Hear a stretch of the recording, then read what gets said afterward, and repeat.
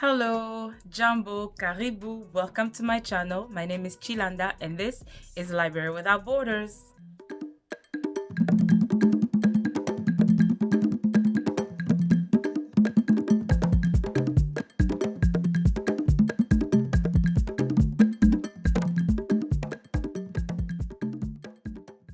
Welcome to my channel, everyone. I hope you guys are doing great. I am quite excited. I'm doing awesome simply because, the weather is getting nicer.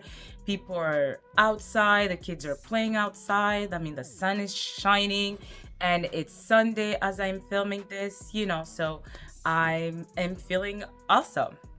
Today's video, I want to share my thoughts on two great books. And the first one is Stay With Me by Ayobami Adebayo, as well as The Henna Artist by Alka Joshi. Now, the reason why I want to talk about these books is because they both are dealing with the same subjects. And one of them is pregnancy. The second point, or the second subject, is relationship, the involvement of the families in couples' lives, as well as, couples and relationship between a husband and a wife. It was interesting to see how Nigerians dealt with subjects such as infertility. And in The Henna Artist, which is in India, and the story is precisely in Jaipur, and just to see how they dealt with subjects such as infertility. So I want to talk a little bit about that. So first off, let's begin with Stay With Me. In the story, we meet Yejide and Akin. And Yejide and Akin are a Nigerian couple, obviously. They're living in Ilesa, in Nigeria. And they met when they were young, when they were in university. It was, I guess, love at first encounter. And fast forward, they are married, and 4 years in their marriage, Yejide is not able to conceive. And somehow it's always the woman's fault. In these African cultures, the blame is always put on the woman. But I realized that in this particular story, they did go to the hospital, to a physician, to do some tests, and both of them apparently were fine. There was nothing wrong with them, right? So Yejide is like, she wants to have a child, and obviously Akin they want to have children.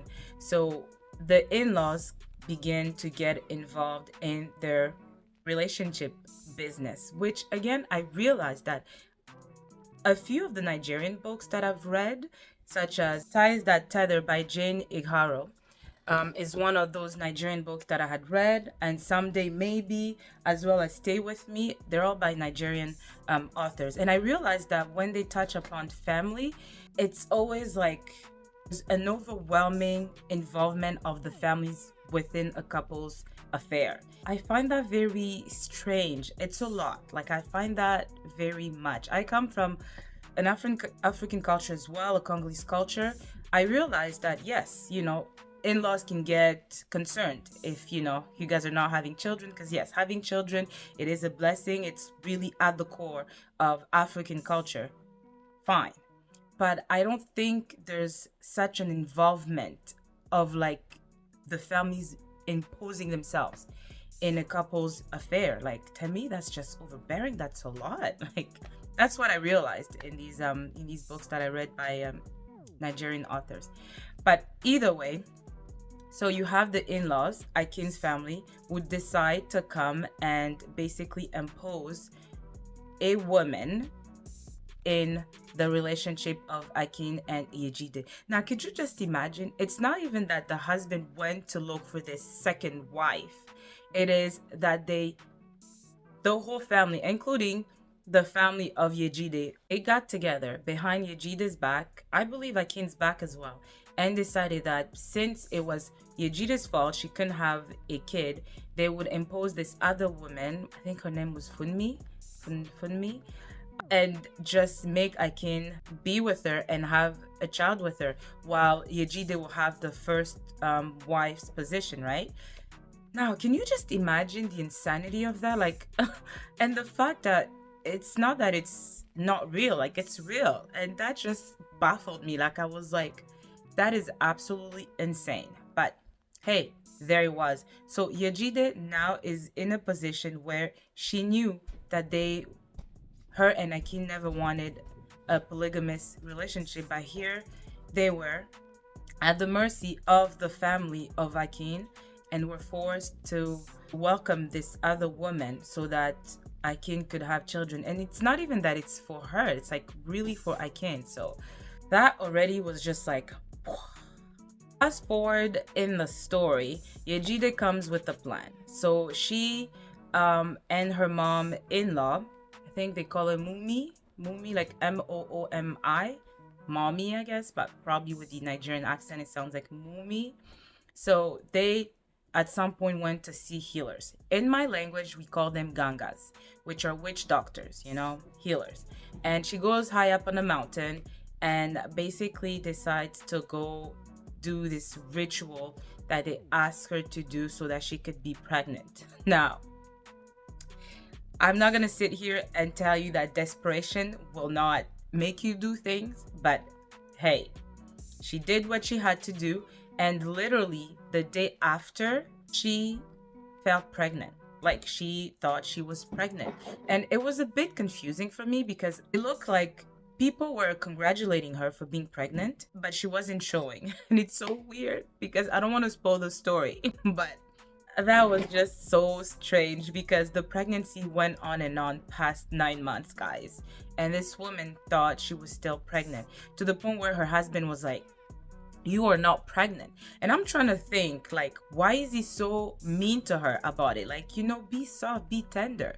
There's such a twist to this story. I was shocked. I thought I knew how the story will unfold. Like, it was so obvious, like it was obvious. But boy, oh boy, was I surprised. So fast forward, obviously at some point she comes to her senses. She knows that she's not pregnant. Now, Akin comes up with a plan that he does not run by her. So Akin devised this plan that involves his brother. Let me take a deep breath here. Guys, I do not want to spoil the story. Yejide gets pregnant and the baby comes to term. She gives birth. It is a joyful moment. Yay for Yejide. Yay for the family, correct? The story is a bit confusing for me because Yejide was in the dark about the plan that Akin devised with his brother. There is a twist, okay? At this point, guys, you're asking yourselves, if you haven't read the story, what's going on with Akin's relationship? There's a problem with Akin. He's the problem. I'm going to leave it at that. I am just going to leave it at that. So that's essentially the story of Stay With Me. And it's so funny because I had to think for myself. I had to be like, this relationship is so complex. You care for the person, you love the person, and then this person devises this evil plan without consulting you. And you find yourself in such a vulnerable place only to find out that it wasn't what you were thinking. So what do you do then? Guys, help me out here. What do you do? Do you stay? Do you leave? Now, I found out the answer. For you guys who didn't read the book, it's up to you to read, pick up the book, and find the answer because I was blown away. So I really enjoy the story, guys. I hope for those who have not picked up the book, I hope you can pick it up and read what the truth and the fact was in this book. And the ending is epic. Alright guys, so next I want to share a little bit about the henna artist. Now I'm not going to go too much into details simply because I don't want this video to be too long, but as I said, I wanted to talk about it just because I found some common points between Stay With Me and the henna artist. Now the henna artist talks about Lakshmi. Lakshmi is in Jaipur in India. Now, she is obviously of a poor family. She finds herself married at a young age because obviously in India, when sometimes you don't have a lot of money, the best option, even if you're really young, it's to get to marry you. So to a family that will take care of you, obviously. And she found herself married at, I believe at 20. to an abusive husband. Now she runs away and makes a life for her in Jaipur, like really far away, and she becomes this known henna artist. What's striking about Lakshmi is that she has these complex designs that she does with her henna art, and that's why she's very known amongst the elite of the society in India. So she's able to do the hands, the bodies of these women that are in high classes. What is striking about Lakshmi is that she has these bluest eyes, and it's always a subject of gossip or questioning because they want to know if she has some European blood in her, because where do these blue eyes come from? And at some point in the story, we meet Lakshmi's sister. Now, it's 13 years after that she meet this sister of hers who comes back with her husband. And obviously, in 13 years, she's already established. She's saving money to buy and build her own home. Like, she's pretty established, correct? Now, the sister, who's 13 years old, has the same eyes as her.